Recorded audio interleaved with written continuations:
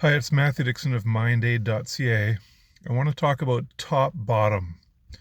We've all heard the term rock bottom. Somebody hits rock bottom before they decide to make a change in their life, or they get a wake up call, or there's that kind of bottoming out. But there's another one that I call top bottom. And you'll see it in movies. Two movies that come to mind, first of all, are Forrest Gump and Finding Nemo, two hugely popular movies. Forrest Gump, he's in love with Jenny, and he wants to get Jenny, um, and he runs. Jenny tells him to run, Forrest, run. He runs from school age until I think he was in his mid 30s when he was out in the desert, and he stopped running. And he narrates over when he does that. He says sometimes you have to put the past behind you before you can move on with your life. And then he went home. He went home to Greenbow, Alabama. And if you watch a movie, what happens next? He gets a letter from Jenny to come see him. So he goes to see Jenny and he knocks on her door. And that's when the movie switches over from him narrating the movie from the bench to living real life in the present moment. And he goes and knocks on Jenny's door, and she wants to get together with him. But there's that top bottom moment when he just stops running and he stops chasing. And in Finding Nemo, same thing. The father wants to get Nemo, the boy. He's lost. He gets lost in the sea, and the father, I forget his name, he searches the ocean for his son. And he tries and he tries, and he's got Dory helping him. And Dory, bless her heart, she's got focus issues and she forgets things, and she's trying to help, but the father is getting frustrated with nobody's helping him. It's not working out. And Dory does say at one point, "Well, I'm helping you." And anyway, he gets frustrated. He just can't find his son, and he eventually gives up. And the tone of the movie in that moment is very somber. He says, I've lost him. I've lost my boy. And he says, I'm just going to go home. And then what happens? I forget the actual scene and how it plays out, but he gets reunited with his son shortly after that moment. It's another top bottom moment.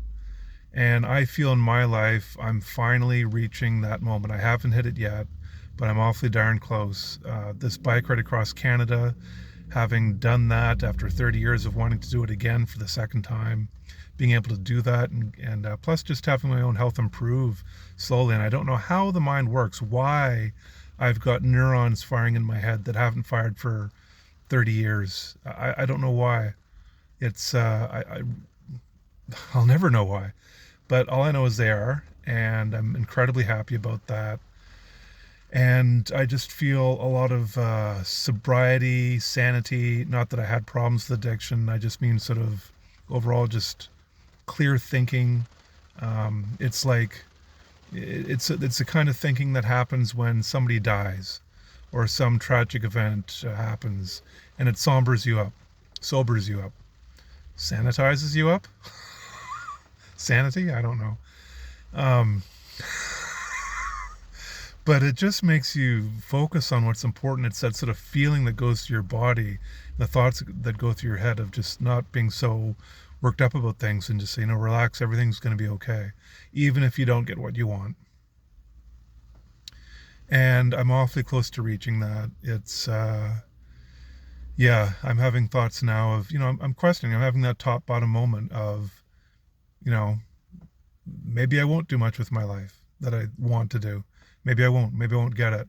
And I'm feeling more okay with that. I'm not, I don't mean that I will stop chasing it.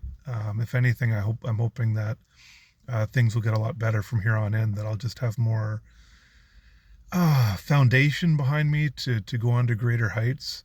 But I'm still going through that moment. Elf, another very popular movie, Elf. He's on the bridge. His dad kicks him out. Buddy, get out of the house. I never want to see you ever again. He's walking through the streets and he says, I don't belong anywhere. I don't belong anywhere. And he has that top bottom moment. It could be a very bleak moment, but it still was top bottom in the movie, at least, because he right after that moment, he sees Santa going through the sky, and Santa says, "Buddy, I need your help. I need you to save the day. I need you to save Christmas." And Buddy, he is on in prime gear doing that. And it's a wonderful feel good movie and moment. So yeah, it's I'm just questioning things about, I'm not, I'm just saying, I'm just happy to be alive, really. It's just happy to be alive, and if I don't get all these things that I want to do, uh, it's not the end of the world. And I think sometimes you have to be okay with not getting things before you can get them.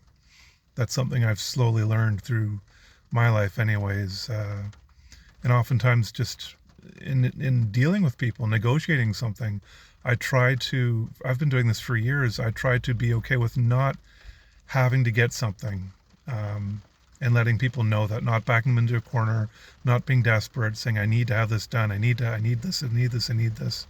And it's been frustrating with schizophrenia when you're always so desperate anyway to save your life. Like all these little things you do through the course of a day, they, they're making mountains out of molehills, but you have no choice. They become mountains, and you're climbing Mount Everest every day, and little things that go wrong, well, they could kill you. It's terrifying. It's frustrating with schizophrenia and mental illness, and sure lots of other things in life that throw severe challenges in our way. But anyway, that's sort of an aside.